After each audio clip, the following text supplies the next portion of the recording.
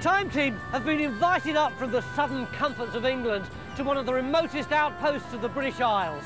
We're on our way to Fetlar, the easternmost of the Shetland Islands. This is the tiny village of Hooby, this is the village shop, and just behind it, down this narrow passageway, is the back garden of Nick and Lynn Boxall. 6 years ago, Nick was digging in the back garden when he chanced upon some finds made out of soapstone. These are fishing weights, these are fragments from domestic vessels. Apparently they're Viking and could be at least 1,000 years old. So they want to know, do they have a Viking house in their back garden? And that's not all. Just 3/4 of a mile away is the most famous and enigmatic Viking site on the island. This mound is known as the Giant's Grave, and it's thought to be a very rare Viking boat burial. If so, is there a Viking in it with his treasure? We've got just 3 days to find out.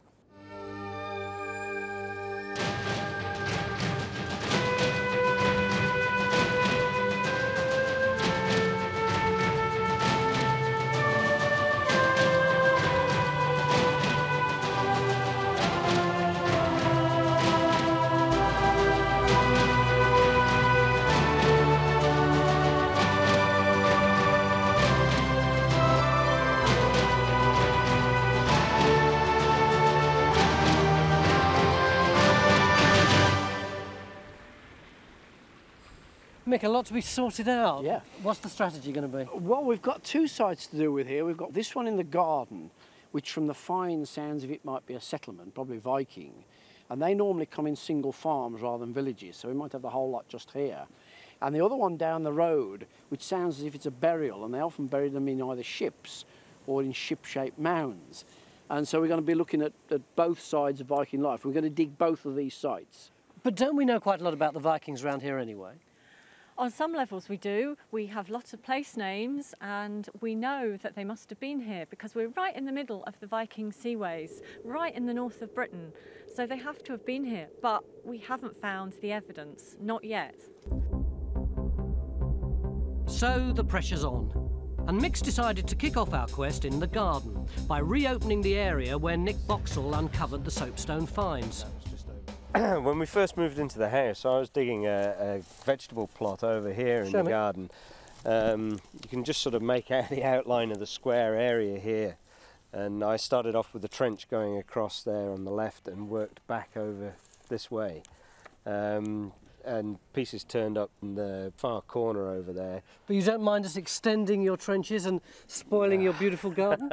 No, I don't think so at all. I think it would be fine to get the garden cleared up in a lot of ways. So it'd be splendid to think that there might be something here that you could find. That'd be terrific. We've taken Nick at his word. We're going to destroy his garden.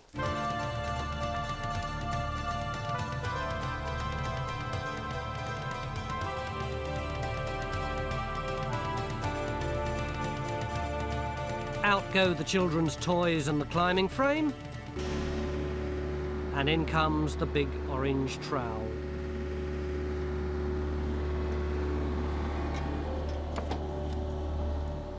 We're going to start with a fairly large trench. But if Geophys can identify features in the rest of the garden, there's every chance it'll get much larger.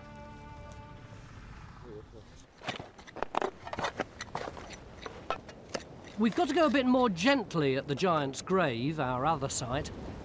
Boat burials are very rare and technically difficult to excavate, and we don't want to miss anything. In charge of the site is Magnar Dalland, an expert excavator of Viking boats.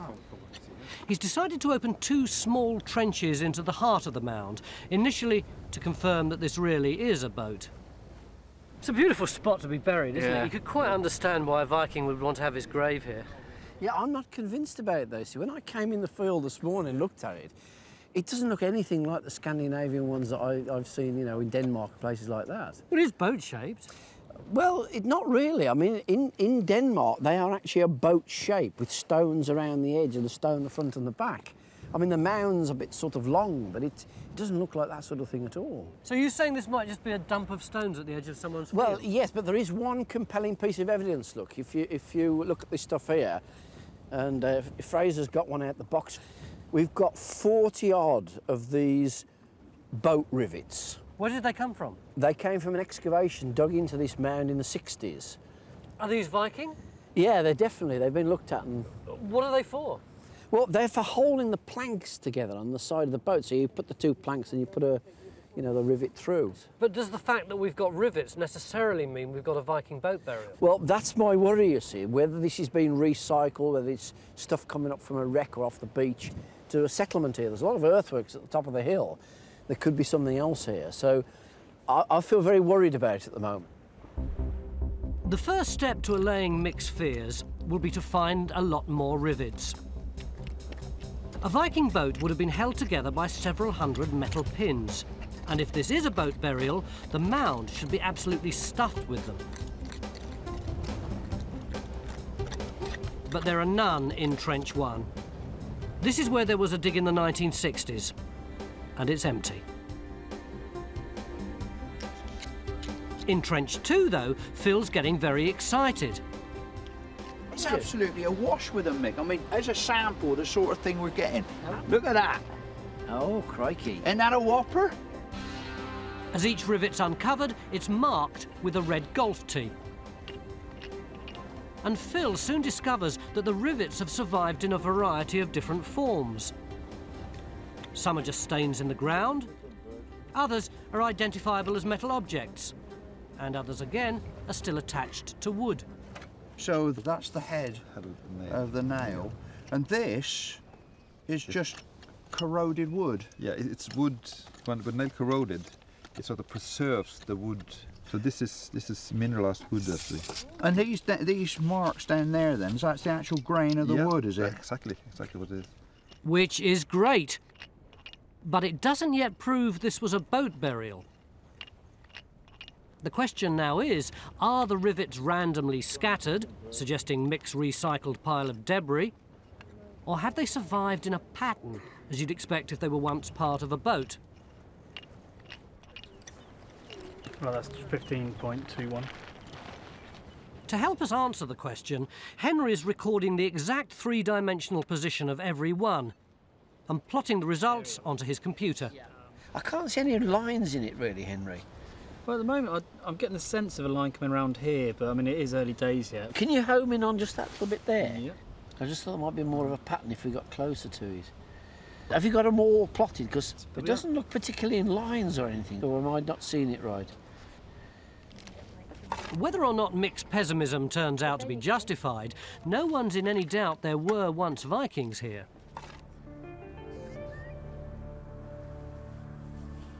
We know from monastic records they arrived in Scotland and the Northern Isles sometime in the 800s. Though why they'd want to colonise a group of cold, featureless islands in the middle of nowhere has always been a mystery to me. It's pretty bleak here, though, isn't it? Was it that attractive for them? Well, I think it was. I mean, when they came here, they were land hungry. This picture of field shows how little land they had in some areas, going straight down into the water. And the flat land that they did have, they were all fighting over, disagreeing over. It had been divided so many times between families that they were becoming unviable units. And they were fighting each other over lands. They were absolutely desperate for lands to farm and settle. And I think that it's a view that we might have from southern England, that, you know, where it's very lush and the crops grow well, that it's pretty bleak up here. But if you look at it from the other way around, looking southwards, then this flat land with cultivable land and so on would look fantastic, wouldn't it? If you come from permanent snow and hardly any farmable land at all, this must have seemed like a paradise. And it's a good jumping off point as well, if you want to go further south into Britain, or north up into Faroe and into Iceland. You know, where better to be than here as a base?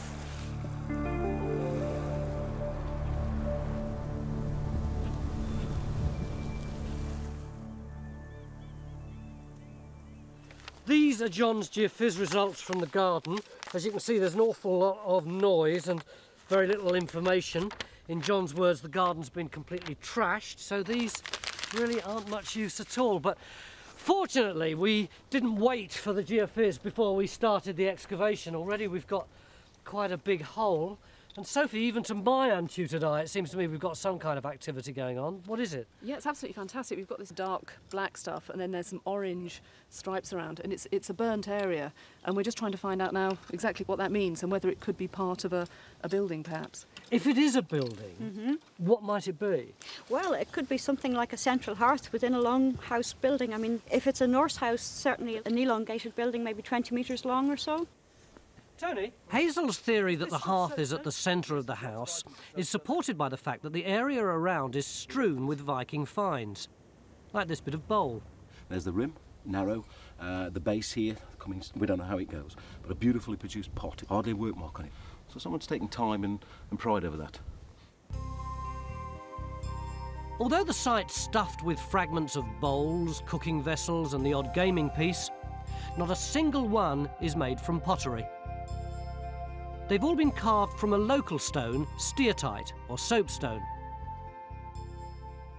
which, as Phil discovers, is because it's so easy to work. So what do I do? Just kind of...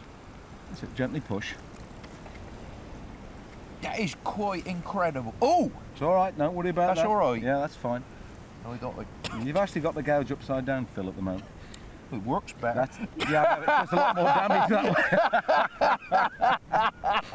way. Oh, that's better. Look at that. Yeah, I'm going like a house on fire now. It's fascinating stuff, though, isn't it? In fact, in just 2 hours, Tony Sherratt is able to transform a shapeless lump of steatite into this beautiful Viking-style lamp. I can rather sort of see myself lighting my way to bed with that. I congratulate you. That's a fine piece of work. None of which is any help to Sophie, who'd happily swap a dozen lamps for a decent stretch of wall. Working on the theory that our trench has flukily come down inside the house, she's decided to extend the trench here and here in the hope of hitting stonework.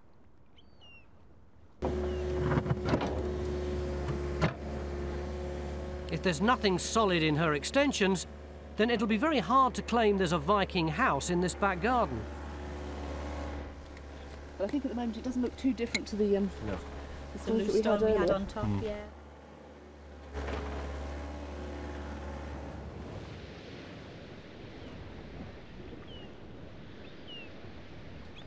Have you got me a boat berry yet then? Doesn't look like it. Looks like a pile of stones. Exactly, that's what it seems to have come down to here. It's just masses of stones. Did they put great cairns of boulders over the top of Viking ship burials? No, I never heard about that before, but then again there's only a few graves that have been, both graves that have been excavated, so this could be the first. Right, right. See, you sound as though you want to write it off just like that. It doesn't look like what I expected. It looks more like a cairn than anything. Look, we're getting more and more golf tees, and golf tees means more nails, rivets. And in fact, when you get right to the edge of the trench, there is a very marked set of stones along there. But surely, if we were going to sort of justify that, there ought to be a similar line of stones over here. After all, in Denmark, that's what they have, isn't it? You got the oval boat setting. Sort of, you're looking out here somewhere. Yeah, sort of with a bow shape there and a bow shape here. You want to extend a trench? Well, I mean, it's not a lot of work to find if there's a line of stones there, is it? So what we're going to do then, we're going to run that section through there, get the trench, and bring it back out here. Yeah, you're only going to have to come to somewhere here because you're in a hollow then. Then you'd be happy then, I suppose. Well, no, it still doesn't look very convincing. Mick, please go away. We'll produce something that is more like what you want. Is all right, all right. Go on, I'll leave you to it. I'll come back later.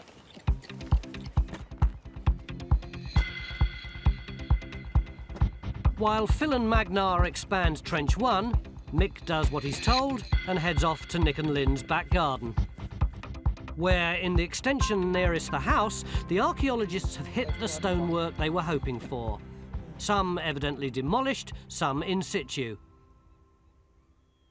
And among the debris, some juicy discoveries. Oh, crikey, look at that. It's got a cross on it. Absolutely. What on earth could that be? Well, it looks like one of these early grave markers. You know, you set the stone up a, you know, metre, whatever high, with a cross on the end just to mark the grave. But the early Vikings weren't Christians, were No, they? no, I mean, this would be earlier than that. This would be sort of pre-Viking, 6th, 7th century, something like that. They don't occur very often. I mean, they do occur on these early Christian sites, and they might be reused, of course, if it's being used in a later building. Well, it actually got better as we continued to search, because lo and behold, as we carried on, we found an enormous void going underneath these stones. It's true. How big is it? Well, that's an interesting point, because if we stick the tape in, we can see that, you know, if it's a tunnel of some kind, it certainly seems to go a decent distance. Oh, look at that. That's at least a metre, isn't it? Well, yes, just about. It seems to go in that direction.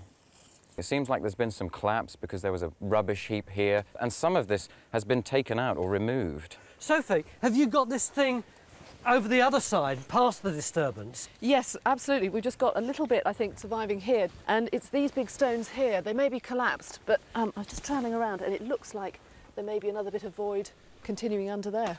How exciting. What do you reckon it might be? It looks too big for a drain, doesn't it? I mean, it almost looks as if it could be something like one of these souterrains that you get on a later prehistoric. Well, like What's a souterrain? Well, like an underground storage tunnel or escape tunnel or something like that. But hold on. If this is a souterrain, then maybe it's not the wall of our structure after all. Well, that's what we need to find out. What we're going to have to do is actually extend the trench again in that direction to see if we can follow this and work out, is it a souterrain or is it a wall? So tomorrow we're going to work out whether this is a tunnel or a longhouse or something else that we don't know yet. And over on the other side, we're going to get down into the giant's grave, pull back the stones into the very heart of the grave itself. Join us after the break.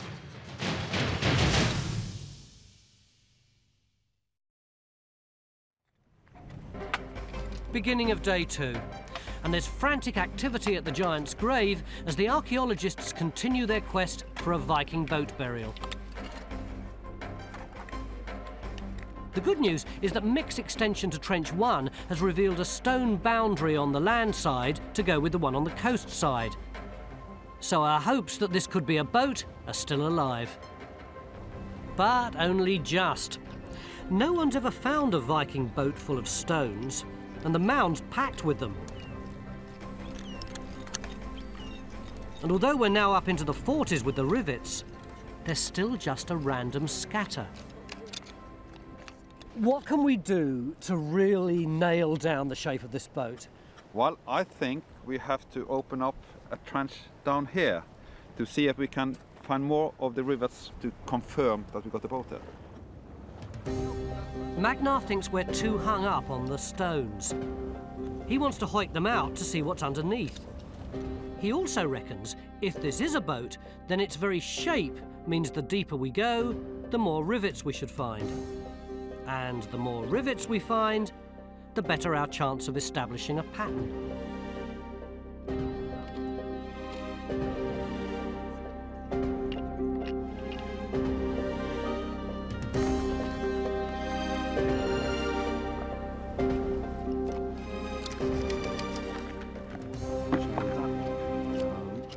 You know the story about the bloke who's buried under here? No. Is there one? Yeah. It was a storm during the Viking times. Yeah. The boat was blown up onto the shore, and there was only one chap on board, all the rest had been washed overboard. He was very, very sick and he died, but before he died, he said to them, would it be all right if you buried me in my ship? Yeah.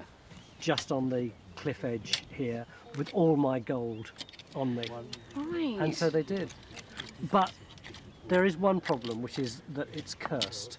That if anybody tries to excavate it in order to get the gold back, they'll go blind. Right. I'll give those to you then, Tony.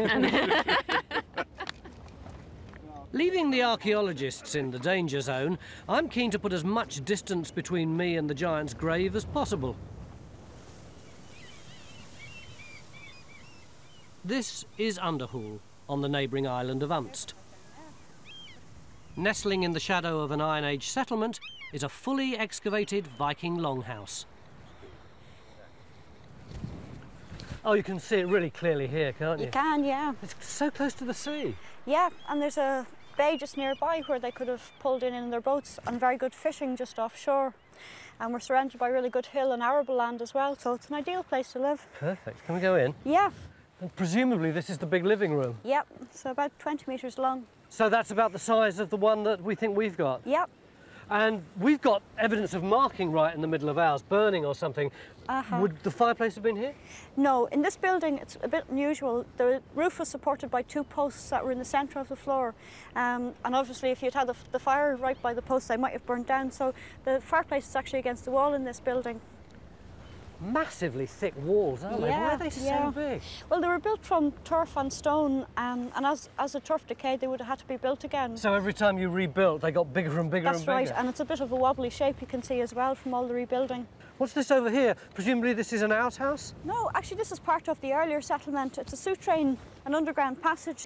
And this is what we might have on our site then? Yeah, it could well be, yeah.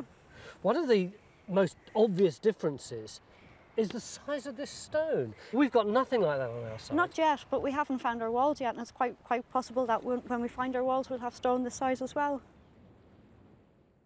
So this is what we're after. But while we appear to have found the hearth and a mystery tunnel that could be a souterrain, we're still short of structural walls. This is what we should have, and all we've got are these. All I seem to have is these quite sort of flimsy linear features running through here. There's one running across there. What, where all these bits of stone are packed in? That's right, sort of moderately compacted stone running one across here and then one up here as well to the north, another linear feature. What do you think those are? Well, if we're postulating at the moment, we have some form of, you know, longhouse of some description. Yeah. I think that these could possibly be internal walls. But we've got nothing that we could really say was walls and sort of outer edges. We don't even know that we're not outside with most of this site here, do we? Although the hearth is a bit suspicious. I think generally, if you've got a hearth this size, it probably would have been under some sort of roof. Right. So that's what's making us think we're in a building. It all suggests to me that we should open more area up if we think we can cope with that. Yes, definitely. Well, I mean, certainly this way we perhaps should. How far can we go? Probably, what, 5 metres? Somewhere across that would double it. So somewhere back to about here. Yeah. Great. Yep. That would give us a really decent area, wouldn't it? Yeah.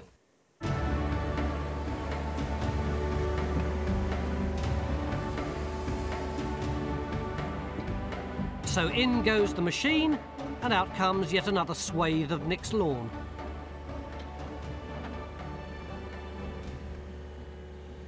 Lots of early maps. Meanwhile, Val is widening our search.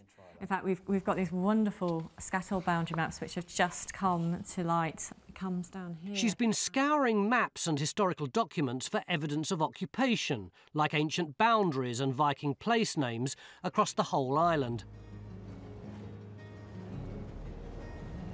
And now she's teamed up with Henry to see if she can match that information with physical remains on the ground. She's got until the end of tomorrow to find out how many Vikings settled on Fetla and where they lived.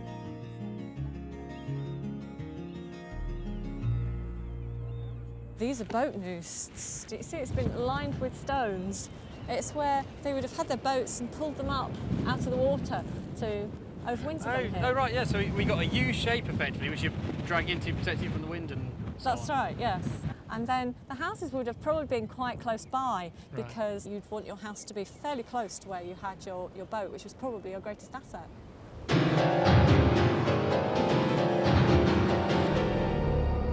But when I think of the Vikings, it's not their domestic arrangements that spring instantly to mind. So I want to find out from Viking expert Colleen Beatty whether their bloodthirsty reputation is entirely deserved. Well, it depends on your perspective. If you were a monk and you were being attacked quite frequently by the Vikings, as indeed seems to have been the case, then yes, but of course in 9th century, 8th, 9th century, there's a lot of people moving around, attacking other people. It's not just Vikings. So everyone was as bad as each other, I think the Vikings get the worst press. Is all this a bit speculative? Do we know anything tangible about what was going on? There are sort of written records of it. I mean, the Orkneyinga saga, for example, which is about Orkney, a bit further south of here, has got a couple of good stories in. One is of a chap called Harold Fairhair, I think it is, isn't it, who goes raiding twice a year, almost like people who go on a package holiday. So he sort of does his spring agricultural work, then he goes off on a raid, and then he comes back and gets his crops in, and then he goes off on another raid.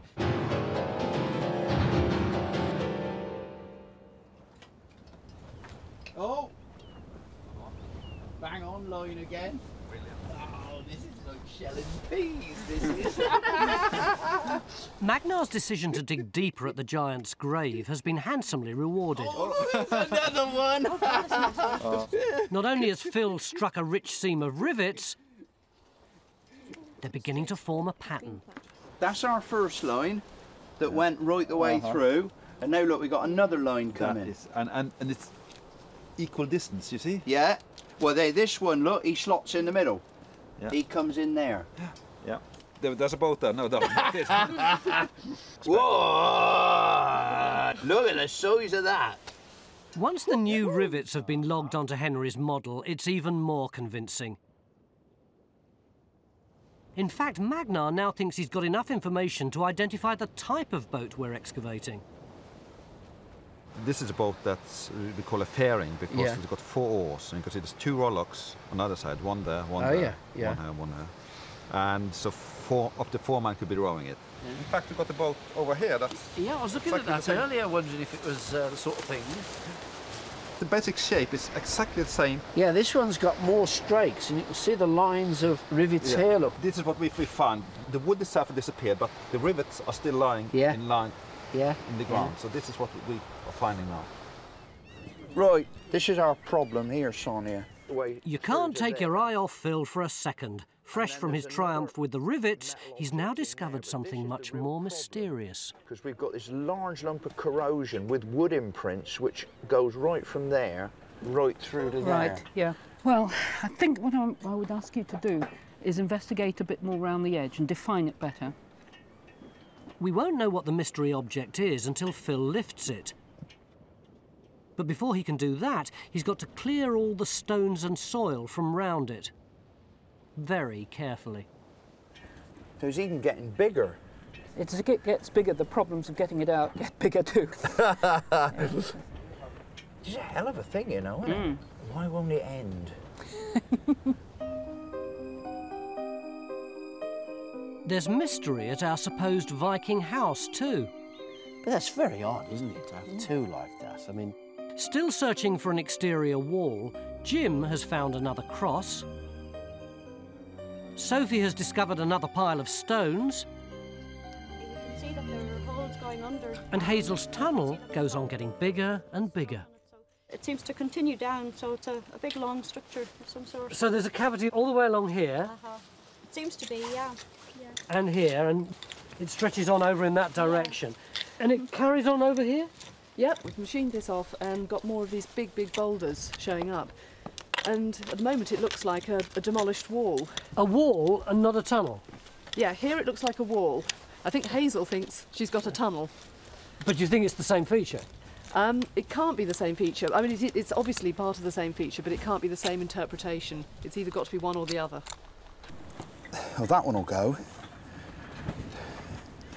Now then, the 64,000 one is whether I could get in underneath this one. Yeah, he'll go, I think. No, it's moving the whole block, yes.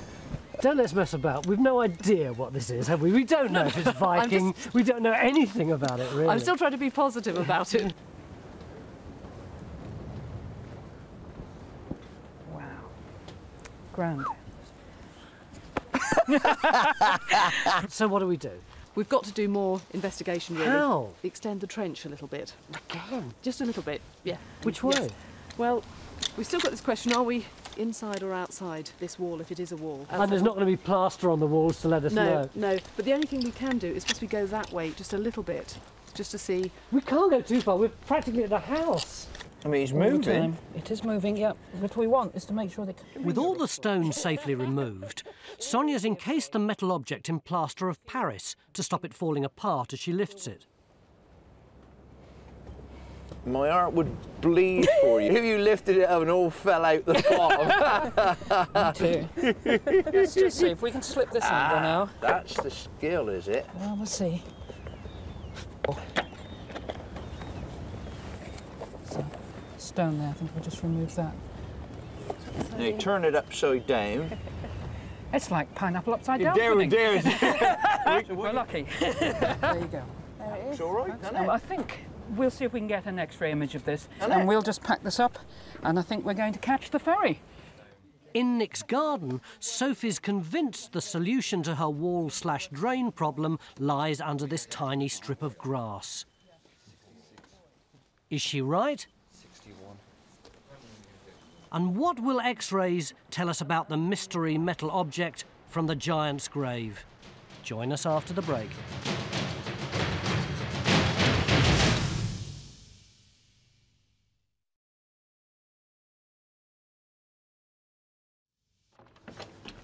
Two days ago, on the basis of some broken soapstone finds, we were invited up here to Shetland by the Boxalls, who wanted to know if they'd got a Viking house in their back garden. 48 hours later, what have we got? Some more broken soapstone finds and a big trench with some rubble in it which nobody seems to understand. We're nowhere nearer answering the question now than we were when we got here, are we, Mick? No, well, that's what it feels like. Sophie, what are we going to do today to sort this out? Well, I think it's actually going much better today. Oh, better? Yes, it's so much you better. don't feel quite as despondent as we did? No, I feel very, very positive. Do you remember yesterday we weren't sure whether we had a drain or a wall? Yeah. Well, we think we might actually have both. We dug a hole and we actually found the foundations of what appears to be a really quite big wall, and that's right along this line here. Yeah. And it looks as though there's been a drain put inside or on top of the wall, so possibly later.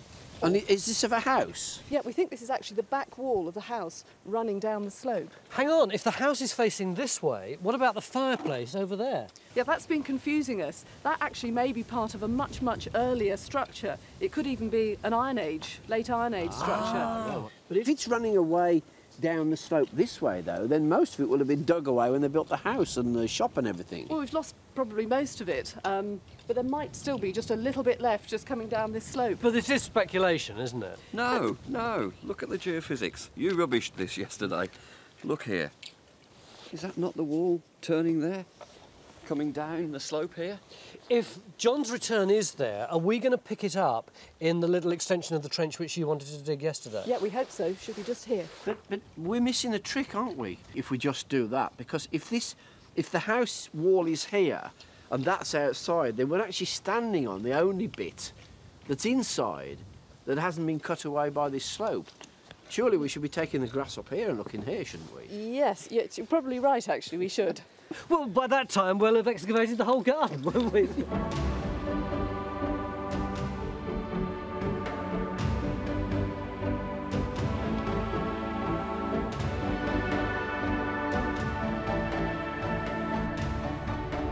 Yesterday afternoon, Sonia took a mysterious lump of corroded metal from the Giant's Grave to the nearest hospital for X-ray.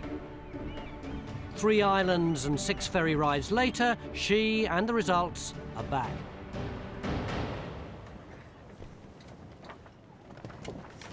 Well, what do you make of that? Wow. Good God. That's the lump of metal that we excavated this morning. It certainly is. And what you can see is a row of nails on this side and on this side. On that side as well. And what's more, look at the length of that one. Oh, yeah. It starts here and it ends there. And then do you notice there's 2 sort of longitudinal lines? Well, this could well be wood grain running across the lot. We got the keel. It has to be. We got it. It has to be.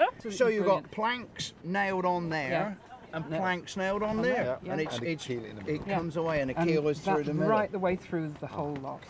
Brilliant. I think that's wonderful. Now we've got the keel, morale at the Giant's Grave is soaring, because it means we're at the bottom of the boat and the burial itself can't be far away. But why bury someone in a boat in the first place? It could be for the journey towards Valhalla, which was the Viking heaven. So it's a way of getting through to the other side. Were they buried with grave goods? Oh yes, definitely. You normally find, like if there's a male burial, you would find a weapon set, like axe, swords, arrows, and apart from lesser objects like gaming pieces and other things. This was a female burial. You'll get keys and domestic utensils and brooches. So yes, you definitely have grey goods in there. If there are any grave goods remaining, they're likely to be very fragile and could be just millimetres below the surface. So trowels are sheathed, and out comes the metal detector.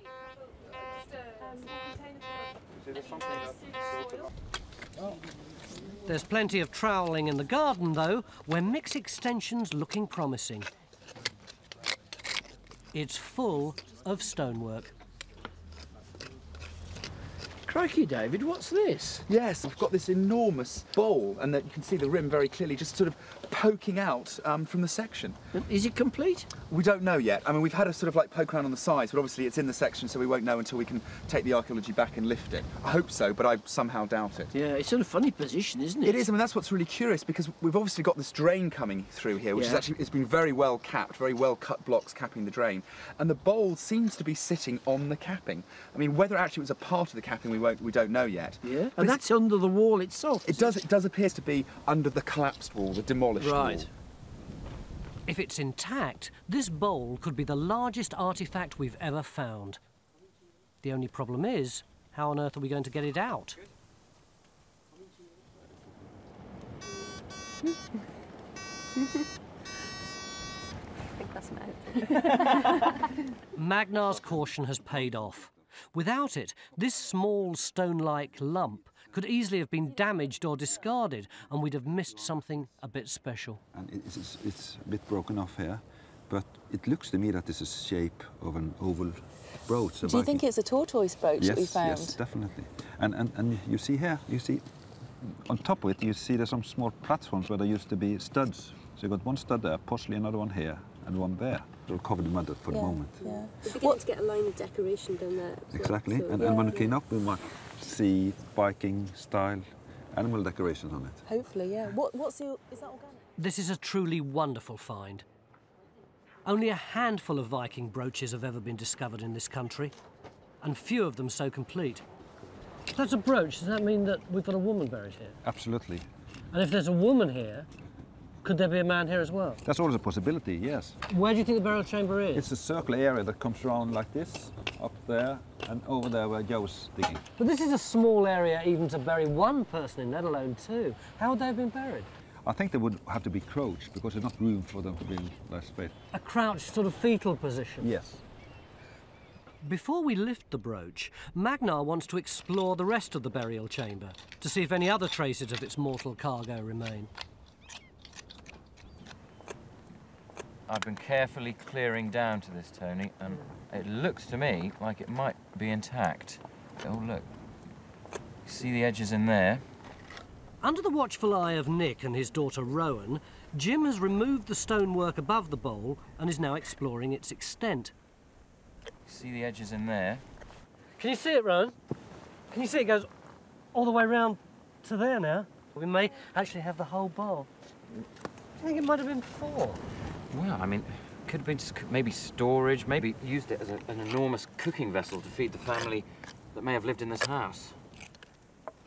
Further scraping reveals the bowl isn't quite intact. You can see that the shape of it originally, all of this is broken off by the looks of things. You see how that edge here is a much sharper angle? So originally it would have gone all the way... All the way around. So you've got an edge up here, it's like a big bucket. It would have been huge. Carved from a monster block of steatite, it was 3/4 of a metre across and weighed around 20 kilos. Big enough to hold dinner for a pretty substantial family. And their friends.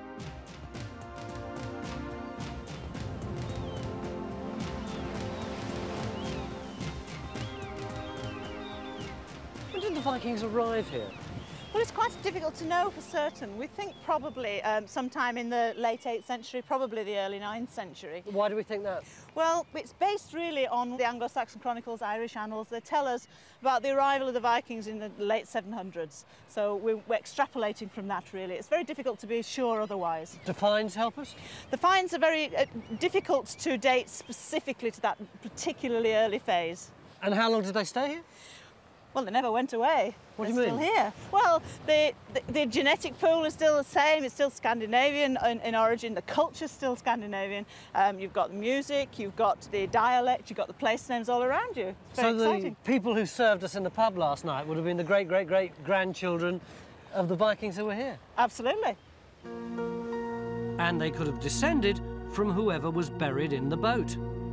Where Magnar and the team have just discovered, we've been beaten to the treasure. We've got different intrusions that people going into the section. I don't think we can resolve that. Apart from the faintest traces of a robber trench, which they think could be hundreds of years old, the chamber's completely empty. We're lucky even to have got the brooch. Sonia? Mm-hmm. What's it lying on? What I'm trying to get at is that it's actually lying on a stone. It's not lying on a body, as far as we can see. No, it's lying on a stone. It's clearly not in situ, I'm afraid. That confirms it then. Yeah. So this means somebody's been there already and disturbed this before we got to it. Awfully like it, yeah, absolutely. Right. Yeah. But who the hell's going to throw a brooch like that away?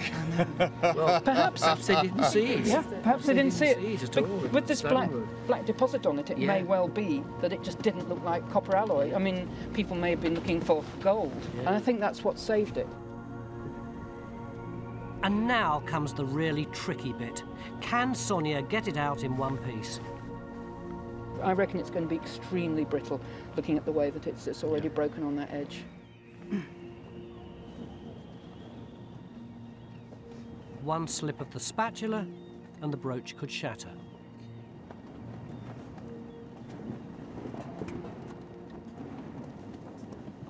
There you go, there's decoration, folks. Oh. Yeah. There's bits of bronze and stuff in this. I can see the colour coming through now. Mick may have got it wrong with the boat, but he scored with the house. The extension he ordered this morning is packed with goodies. This is the junction of the back and side walls of the Viking building. And these beautiful blue slabs are the internal floor surface. What is this stone, Dave? It's a local stone. It's called schist. And the fact that it's blue indicates that it comes from quite deep down in the earth, or so Professor Aston tells me. That would have looked fantastic. Perhaps it's some sort of oil or something on it to seal it, wouldn't it? Actually, it comes up a really dark blue, like you get on sort of like Greek floors today. Yeah. And it means finally we can tell Nick and Lynn about their Viking house. There may only be a small bit of it in their back garden, but that's because they're actually living right on top of most of it. The original building would have looked something like this, with a drain built along the back wall to channel rainwater away from the house.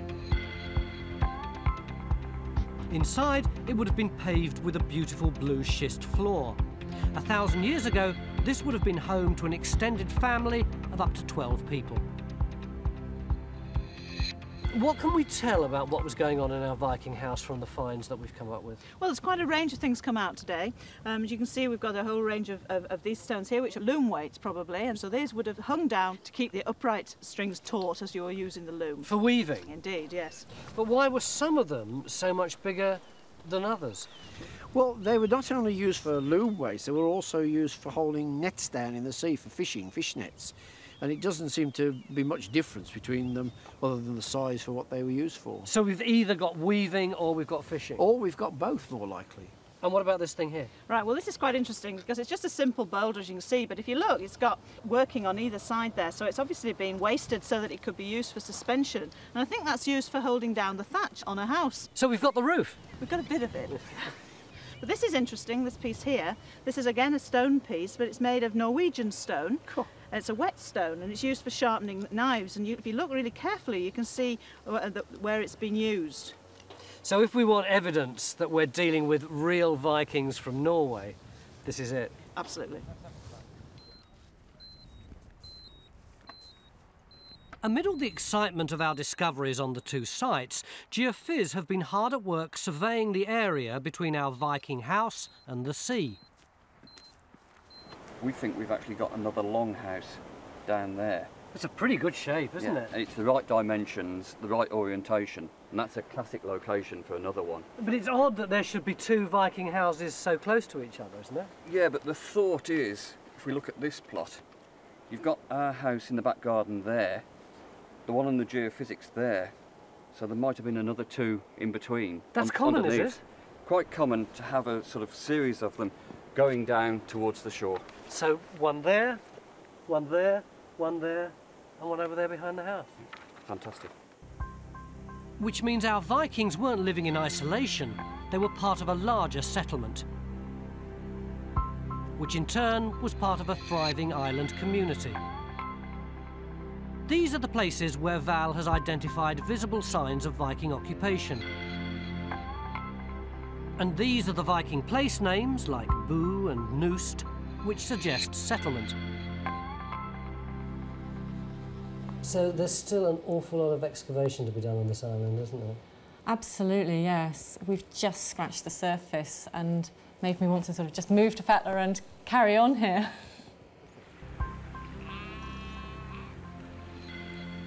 With less than 100 people living on the island today, it's hard to imagine, but in Viking times, Fetlar would have been packed. Hundreds, perhaps even 1,000 people lived, worked, and died here.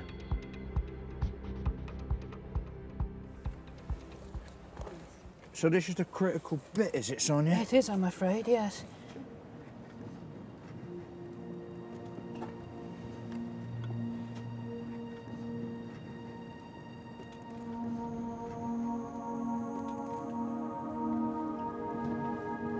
A bit of fragments there.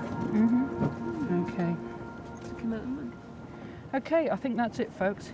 There's bits of the rim surviving here, and you can see this sort of strap decoration. I've written lozenges. See them here and there? God, stone and cross, it's an absolute whopper, isn't it? It is, and it's absolutely beautiful. It looks even better after Sonia's cleaned it up. Made of bronze, embossed with studs and inlaid with the most wonderful and intricate designs, this must surely rank as one of Time Team's best ever finds. Though with only the single brooch remaining, all we can say for sure about the Giant's Grave boat is that a Viking woman was buried in it about 1,000 years ago. But it's probable she was launched on her journey to Valhalla with the symbols of her office, cooking utensils, jewellery and keys. And it's possible she took her husband with his weapons and treasure as well. And the stones? Well, there's not much topsoil here, and you'd need to cover the bodies with something to protect them from hungry animals. God, it's so heavy, isn't it? Some cooking pot. Here you are. Would you ever have guessed that we would have found something as big and as beautiful as this in your back garden? No, not at all. It's matched all of our hopes and exceeded our expectations. It's terrific. 3 days ago you asked us 2 questions. You asked us whether there'd ever been a Viking house in your back garden, and the answer, thank you Victor, is a categorical yes. And you also asked us whether or not the Giant's Grave was actually a Viking boat burial. Once again, the answer is yes. Thank you. Thanks very much for having us. Thank you for coming. It's been a fantastic 3 days for us. And what an incredible piece of luck that 2 such beautiful pieces of evidence as that mixing bowl and the brooch should still be there to help us tell the story of the Vikings on Fetlar 1,000 years ago.